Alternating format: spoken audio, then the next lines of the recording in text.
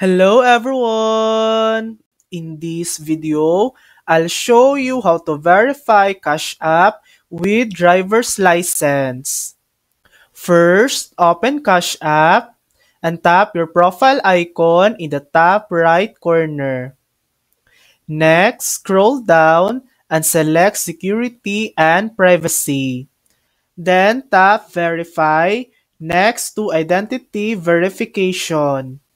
Start by confirming your personal information.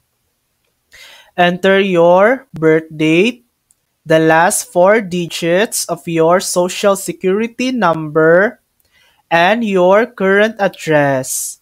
Then tap Next. Now it's time to upload your photo ID.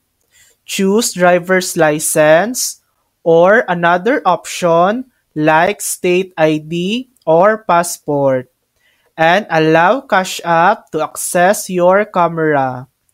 Take a clear photo of your ID, then follow the prompts to take a selfie to match your ID.